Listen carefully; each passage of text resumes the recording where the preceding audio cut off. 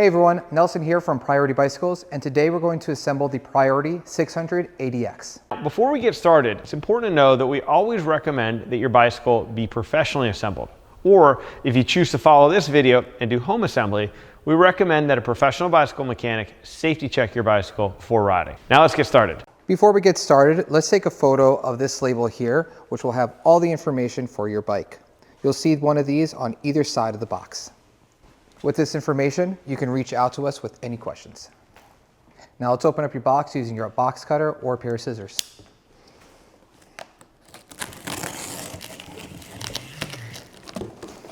From here, we can open up the box and slide your bicycle out. Make sure to check inside of the box for your small parts box and your saddle. Let's take a look at your small parts box. Let's cut this off first. In here, you'll find a pump to inflate your fork. And in this box, we'll find your pedals, rear reflector, bag of small parts, tools, and your owner's manual. It's a good idea now to stop what we're doing, review your manuals, and then continue watching the video. Now, using some diagonal cutters or a pair of scissors, let's cut all the zip ties off the bike and remove any packaging material.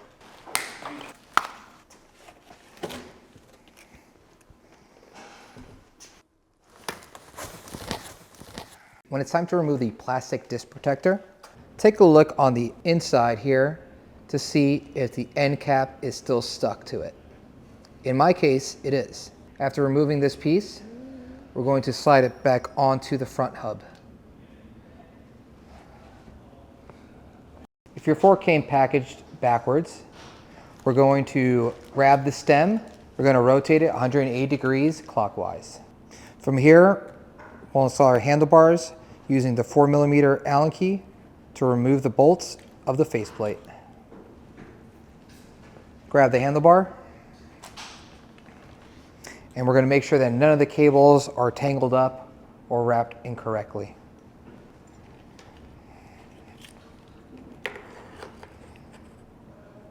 Center the knurling onto the stem and begin to install the bolt onto the faceplate. Rotate your handlebars like so and snug up the bolts. No need to worry about the angle of the handlebar at this point, as we'll do this at the end of the video. After installing your handlebars, make sure that the cables on your bike look the same as this one. Let's get your front wheel installed. We'll remove this plastic bag from the fork. Then, using your 6mm Allen key, we're going to remove the through axle from the fork and then remove this spacer. After removing the axle, we're going to remove the brake pad spacer here. You can save this spacer in the event you ever remove your front wheel so that it protects the brake pads. Let's install the front wheel. Before doing so, let's make sure that the end caps are on both sides of the wheel, which they are. Then make sure that the rotor is on the left side. Bring it towards the bike, lift the front end, and roll the wheel in. When doing this, make sure that the rotor is centered in the caliper. Then grab your through axle and your 6mm Allen key. We're going to thread it through the left side of the bike. If you have a torque wrench, you're going to tighten this down to 9 Nm or until the axle feels tight. With both wheels on the bike, let's use our kickstand to hold the bike upright. Now let's install your seat post. You'll notice that there's some knurling here and some markings that will indicate the minimum insertion. At no point should these lines be sticking outside of the bike. You'll also notice a slight offset on the saddle. The longer offset here will be facing towards the back. Now let's grab some grease and apply it just below that line and downward. To install the seat post onto the bike, let's open up the quick release here, slide the seat post in, and I like to leave it right at the minimum insertion and then close the quick release. I'll adjust the seat post once I install the saddle. From here, I'm going to install the saddle using my 5mm Allen key and loosening these two bolts here on both the front and the back. For more information on how to adjust your saddle, click the link in the description below.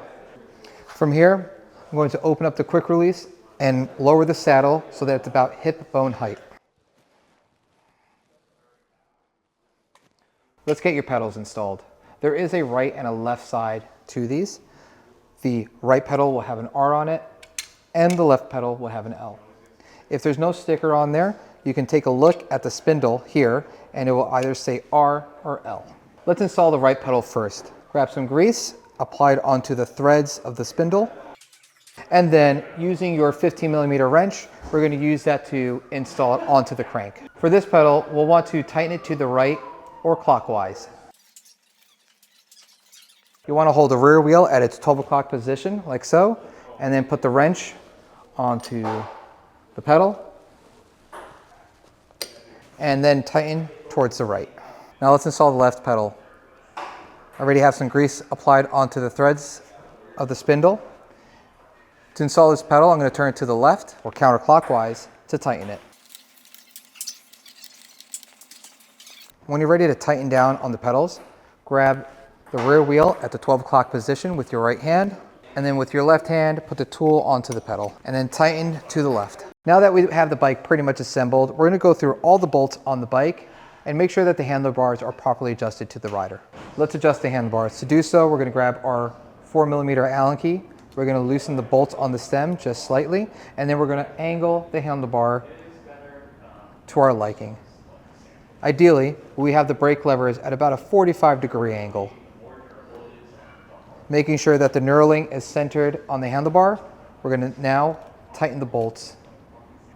We'll want to do this in a cross pattern and evenly tightening every bolt.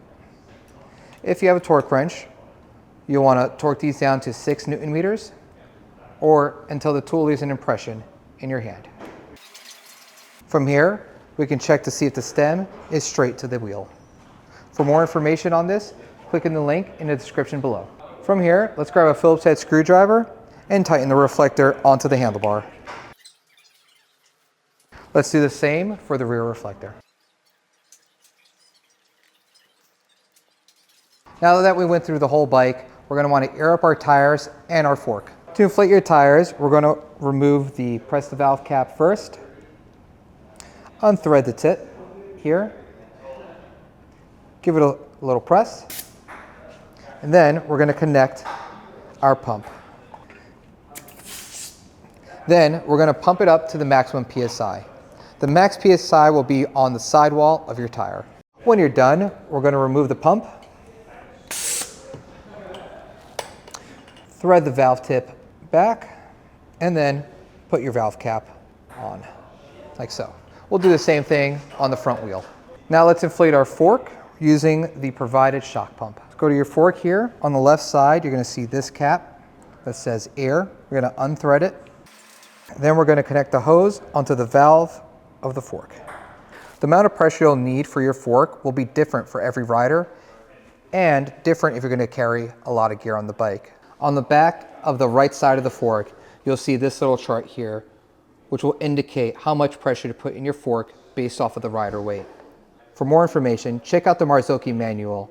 The link is in the description below. Thanks for joining me on assembling your Priority 600 ADX. Before getting out there, make sure to stop at your local bike shop to get the bike fully checked over. If you have any questions, feel free to reach out to us. Our information is at the bottom of the screen.